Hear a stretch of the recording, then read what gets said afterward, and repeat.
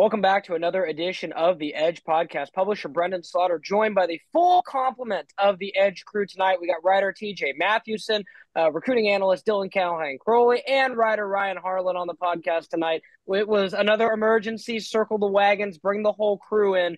Because, folks, we have some news. Oregon State has hired Trent Bray to be their head coach after being defensive coordinator on Jonathan Smith's staff. The news was announced at a team meeting tonight. We got all the reaction afterwards. If you've been following us here at BeaversEdge.com, we've been right at the top of this search. We reported Bray as being their top target, and the Beavers moved swiftly and quickly on this process. Dylan, let's go ahead and start with you, as you were right there in lockstep with me reporting this news from the start. We felt like Trent Bray was the biggest kind of hire for Oregon State to make, and the kind of the top of the fish, so to speak. Dylan, how do you feel how this whole process played out, and ultimately how quickly Oregon State was able to get their man? Yeah, I mean, we talked about it when everything went down on Saturday that Oregon State needed to move fast with the transfer portal opening up next Monday, with signing day just a couple of days away, and that fact that once Jonathan Smith left for Michigan State, anybody on the program could leave via the transfer portal because of the coaching change. And correct me if I'm wrong, but I don't think anybody actually entered the portal just yet. We did see two decommitments from the 2024 recruiting class. I'm not sure if they're either are likely to return. I think they'll probably follow Smith to Michigan State. But for Oregon State, this is huge. Just for one, it allows them to, hopefully for them, keep most of this program together. I mean, Damian Martinez has already said publicly that he's not going anywhere. We'll see what Aiden does. That's the big one everybody's, focused on. Mm-hmm. What will DJ do? Because DJ not only could go back in the portal, he could theoretically try to go pro if he wanted to. But, transfer portal is coming up. Signing day is 3 weeks away, and he has a coaching staff to put together in the meantime. And he has, 5 or 6 spots at least to fulfill just on the field coaching spots, not talking about his chief of staff, director of football operations, director of player personnel spots. So, huge for the Beavers to get this done in a matter of a couple of days, just so, Trent can jump on the horse and get all these things figured out as soon as possible, because you're going to want to know who your OC is. You're going to want to know who your quarterbacks coach is, running backs coach is, as you head into the transfer portal the next 3 weeks before signing day and the rest of the 2024 cycle as well. No doubt. Let's go ahead and bring in TJ Mathewson here too. TJ, let's just talk about how Dylan mentioned, obviously, the need to move quickly. You were on the podcast with the two of, or with Dylan and I on Saturday when we kind of broke the news and kind of talked about what was next. It was a real downer. Like I say, I don't mean this dramatically, that Saturday was a pretty tough day for Oregon State fans. I mean, it was one of the darker days, I would say, in Oregon State football history. The mood was not great. It was a real, the sky is falling kind of a thing. And talk about the narrative now that we've seen, which is almost kind of flipped to a real positive, kind of prove the world wrong mentality once again. Talk about a mood shift just in a couple of days, TJ.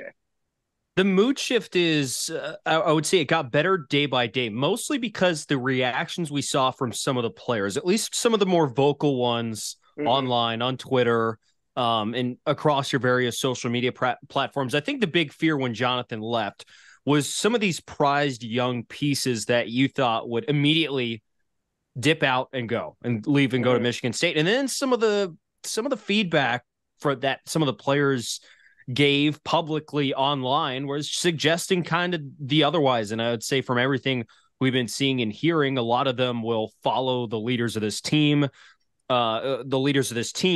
in terms of where they go in the portal.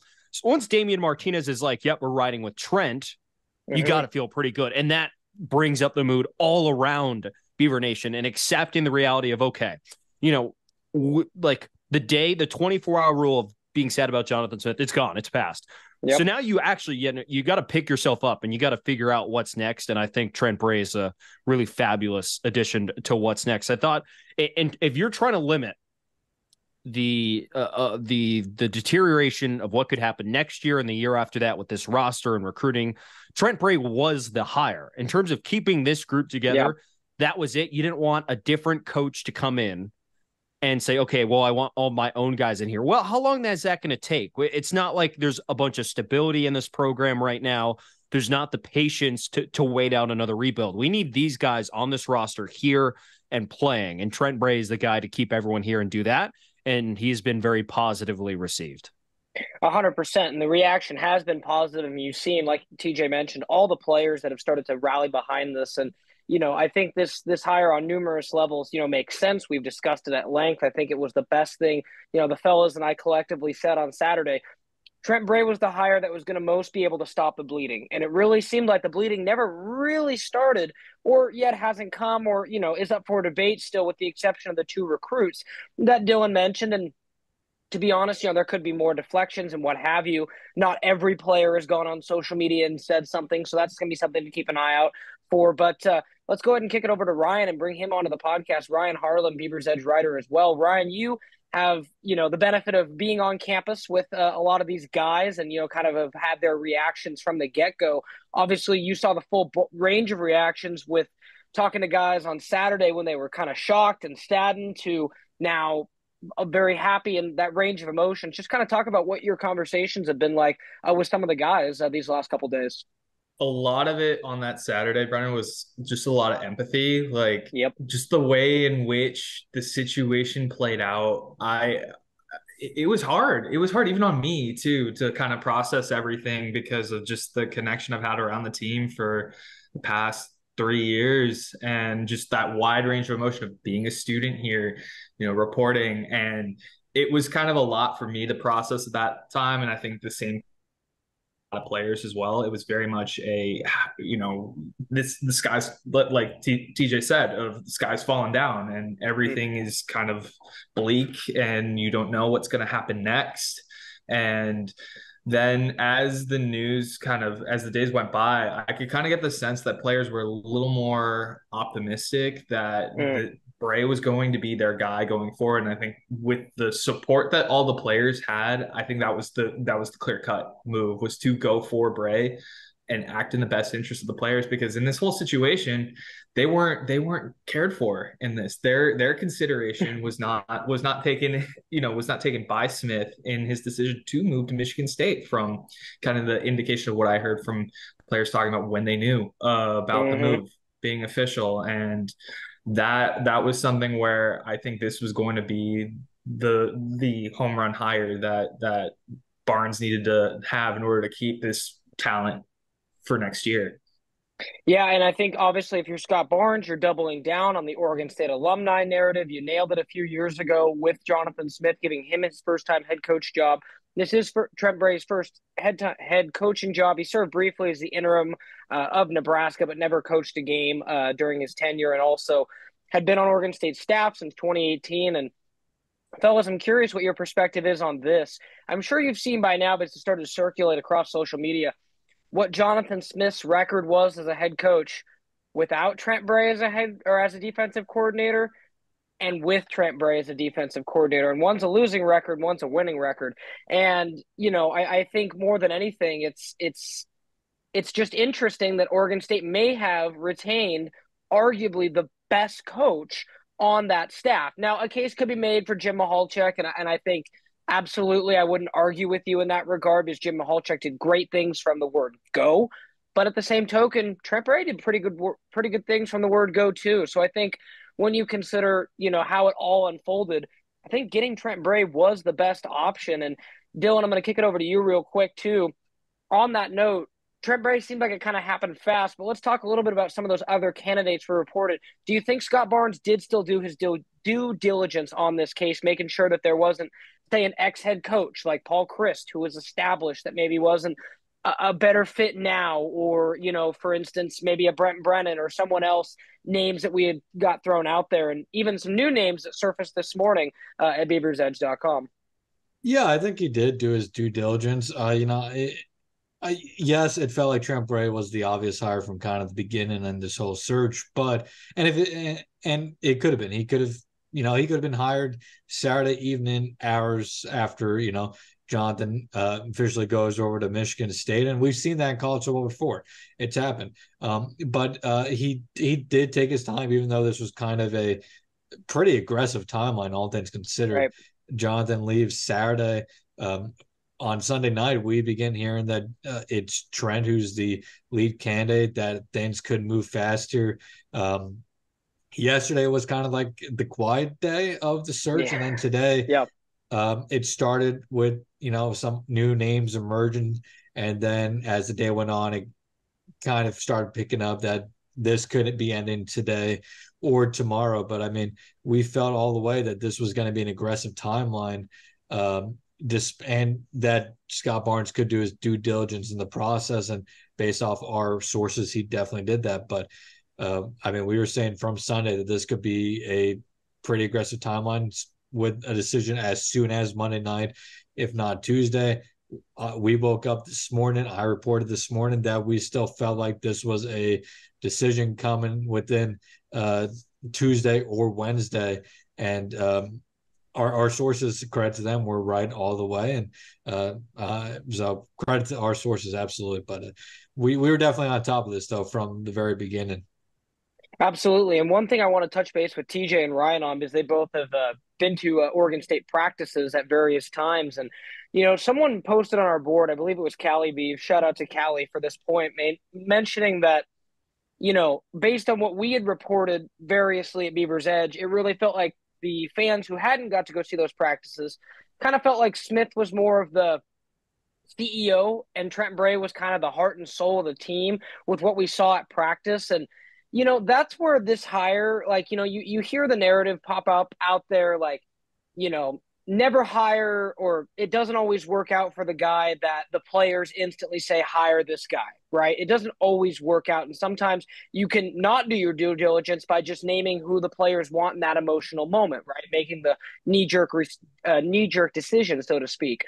But going back to Trent Bray, because the two of you guys have also seen him at practice, Trent Bray is just like a super aggressive guy in like the most positive way, and just like attacks like everything in his life as like a challenge and, a way that he needs to attack it. And like, just to kind of quantify it for those watching at home, like when it hasn't been for a couple of years now, but I remember a couple fall camps ago, Trent Bray's, gets done doing his media session, with us. And then he's like, yeah, I'm going to go race my guys in the 40, and like would do it and like race his, linebackers and whatnot.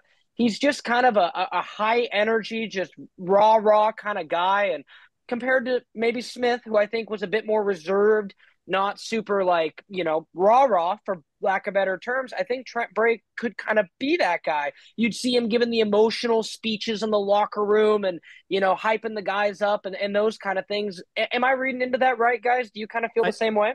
I think I'm curious to see how he's going to evolve as a head coach, because he's now, it's not only, he can't only focus on the defense now. He is going to have to be that CEO of this program. And, he can still be the heart and soul of it, but he's going to have a ton more responsibilities on his plate there. And he doesn't want to spread himself too thin to sort of wear himself out as head coach. So I'm curious to see if he dials that back a little bit. But saying he has energy, like, yeah, this dude sprints everywhere he goes. When he's coming up to talk to us, I mean, he's sprinting there. He's not lacking for energy. He's not lacking for care of football. I mean, this is his life. He loves football. I mean, he said it last year. It was almost a year ago exactly when I was asked about if he was interested in head coaching. And money's like, well, the money is not really the most important thing. It's more about the fit. It's and the quality of life as well, which for someone who's totally focused on football, like that's it. That's all that matters.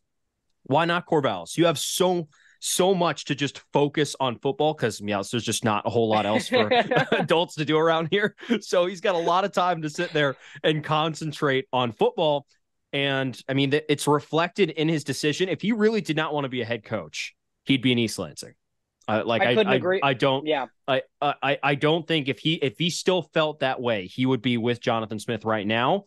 But he decided that in the last year or so, he's come to the realization that, you know what, like I'm going to give this a stab. I like living here and I care about this program. And that's ultimately what we've come to. And same question to you, Ryan, and also just adding on to that, just how much do you think in this particular case, like we all know Jonathan Smith asked Trent Bray to come with him. Like we all know that that question was asked simply for the fact that, like I just said, Jonathan Smith has a losing record as a head coach when he's not his defensive coordinator. So not to say that Trent Bray is the only defensive coordinator in the world, but I'm sure Jonathan Smith probed and asked. And, you know, Ryan, to you again, how much does this mean for Oregon State fans to know that now someone did choose them in a sense? And maybe Trent Bray didn't want to be a head coach, but I don't know if he wanted to leave his style of life in Corvallis and his alma mater more, if that makes sense. No, I agree with that 100%. And two, I know that was a year ago, but also things change quickly too. And depending on the situation, I'm sure with all this, I think Bray kind of agreed that, hey, this is my opportunity to have this moment. And on that energy front too, like I've seen the man sprint down the field in 90 plus degree weather with long sleeve sweats, double shirt, going on there with players with a loose ball. Just a kind of guy that you want to run through a wall for. Like, I mean, the first time I heard him speak, like that was like, I got that sense there. And for one availability, when he was first named interim defensive coordinator, I talked to him off to the side and I kind of got his thoughts a little bit. And he was honest with me with that, which was kind of refreshing to hear a little bit of how he was feeling. He was feeling a little overwhelmed with new responsibility, but like players rallied around him and it was a different feel of Bray just allows us to go out there and just be aggressive and not think and do our jobs and just have fun doing it. Like that's the sense I get from Bray as a coach. And Easton Mascarenas Arnold, who I'm close with, he's talks nothing but positives about Bray as his position coach. Just 100%. 100%. And, the players have spoken well. And, you almost have to kind of take a step back and realize, obviously it's an example kind of in a vacuum, but like it's flat out objective that Oregon State went from one of the worst defenses in the conference in 2021 to when he had a full offseason. Oregon State was statistically the best defense in the conference in 2022 with largely the same personnel. Granted, a lot of veterans, some good play and those kind of things. And you saw them slip a little bit this year, but still a top 5 defense across the board in most categories this year. And I think that just kind of speaks because that defense was really an Achilles heel of Jonathan Smith's entire first half of his tenure. So I think that's something that definitely can't be discounted in this process. And, Dylan, kicking it back to you now, we mentioned obviously offensive coordinator, probably going to be Trent Bray's biggest hire of need as far as like needing to hire somebody smart and like innovative because Trent Bray's background is defense. That's where I think his defensive coordinator hire is less important than his offensive coordinator hire. Do you agree with that? Yeah, because he also may choose to be the defensive coordinator. He may choose to call the plays. He may still hire a defense coordinator, but that defense coordinator may be defense coordinator in name and pay only, and he may be the ones who are calling the plays. But the offensive coordinator is by far the most important one here for him because you imagine that offensive coordinator is likely also going to be the quarterback's coach. And based off what we know, it does sound like that offensive coordinator hire may end up deciding what Aiden decides to do here in the upcoming weeks. If he likes the offense coordinator hire, I think there's a good chance Aiden sticks around. If not, we'll see where Aiden goes. I don't think it's necessarily a slam dunk that if Aiden leaves, he's headed to East Lansing. But I think Aiden's going to give Trent here the time to find that offense coordinator, which I imagine Trent, going into these interviews, I imagine Trent already had an idea of who he wanted to bring with him. Sure, a short list of shorts. Or not bring with him, bring into Corvallis. Or is he going to promote maybe Keith Fentz to offense coordinator? Perhaps. We'll see. But he definitely has an idea already.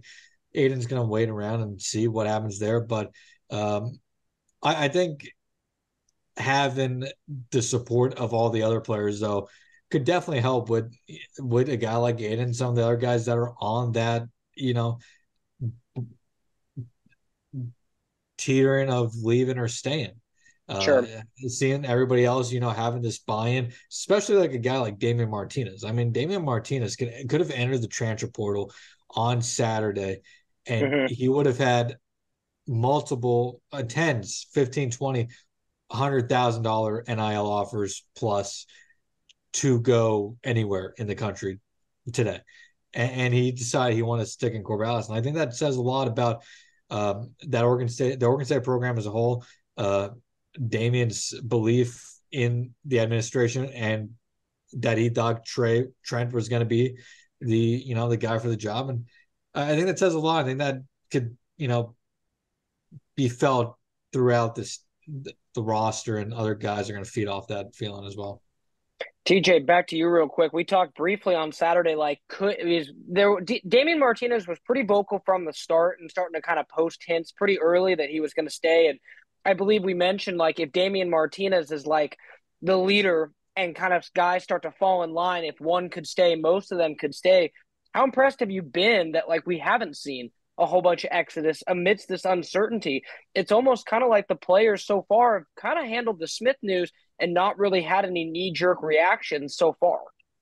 I think it goes back to my first point of how they handled the initial departure. I think if we would have seen it, we would have seen it already. I mean, I think if the current players were not trusting in which coaches are remaining and what the university had to offer and what the future had to offer, I mean, they wouldn't have been, I would say, as optimistic to stay. But again, we still haven't seen anyone. It very well might just be anchored by Damian Martinez. We're going to go as our best offensive player goes. And as long as Damian Martinez believes in this coaching staff, he believes in Trent Bray, he believes in this university, then a lot of the other guys will say, hey, I mean, if Damian thinks so, the guy who has he could go like Dylan said, he could go anywhere, make any amount of money he wants in this college football world before going to the NFL next year, decides to stay here. I mean, that really means something. And it helps when you have this veteran leadership on this roster to help bridge this gap of uncertainty between, this last Pac-12 season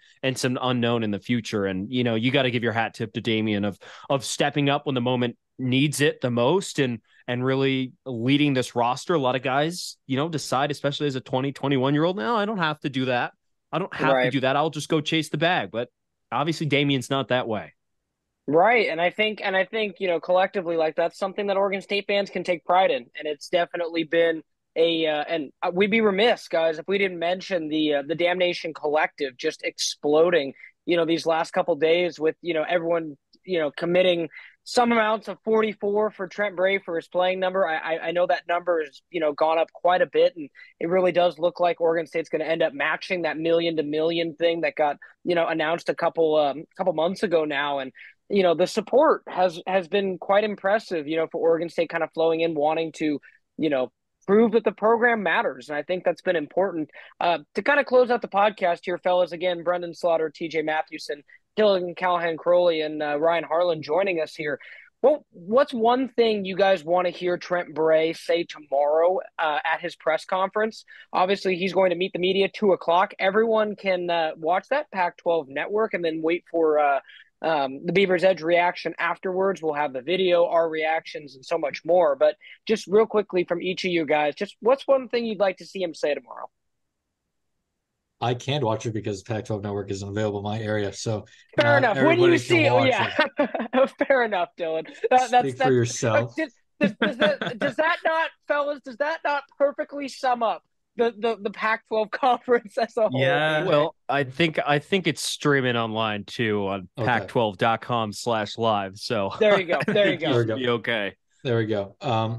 I guess I'll start. I guess I think the one thing I'll be interested to hear from him is just, this is a guy who could have had, like we talked about, any opportunity really to go anywhere to be a defense coordinator. USC was calling for him. He could have gone to East Lansing. He was going to get a significant pay raise if he went to East Lansing. I guess I wonder if this wasn't Oregon State opening, and let's say he was with Jonathan at another, just go say like Washington State, would he have still taken the job if this was like Washington State opening and it was And the DC not his alma mater, and not his yeah, alma mater? And good how point. much, and how much, being a Beav alumni, being a second generation Beaver coach, how much that played into his thought process and just really what it means to be for him. And then ultimately, I guess, just what his overall picture and idea is going forward with the coaching staff and all that too, of course. Brenden, I want to know. TJ. Yeah, I was going to say, I want to know what sold him on the future to commit to this university. There's so much uncertainty in the future, but what sold him on that? He could have, I'm just going to throw a number out there. He probably could have made $2 million each at USC and East Lansing, I'm going to guess, for a coach of his caliber. And he's going to get an increase of probably $1.5 million to be a head coach, but amid more uncertainty. So what sold him that Oregon State, has a future, can be viable, and why he wants to commit? I mean, take a gamble, I would say, in his coaching career to be a head coach at this university. If the funding falls out and he can't keep the program afloat, then it reflects on him as a head coach, and you don't like that as a prospective coaching member. So I'd want to know that from Trent. Sure. And over to you, Ryan, to close it out. Similar to what TJ said too, but also I kind of want to learn a little more on like what those conversations were like with Barnes and what was the eventual, okay, like I feel comfortable enough to take over this position. Just what that kind of was like, and the conversations with Smith before the departure over to East Lansing, and just kind of getting a little more, in depth on those conversations, depending on what he shares tomorrow. Right. No, that's good as well. And I'm looking forward to hearing what ultimately sold, like you guys mentioned, what sold him on being a head coach, but perhaps more specifically than that, like what he's going to do, because like every coach is unique, right? So the question I'm going to ask right away is, no coach is going to carbon copy. How much different is he going to be than Jonathan Smith? What's going to be different in his program compared to Jonathan Smith? Will it be 90% the same? Will it be 70% the same? 50%, 100, 99.9. Yeah, I'm curious to see what that is. And then, just for in a pure humorous sense, fellas, I've seen it all over social media. I'd like him to go up there and quote Jordan Belfort from The Wolf of Wall Street and just say, I was never leaving. Paraphrasing, of course.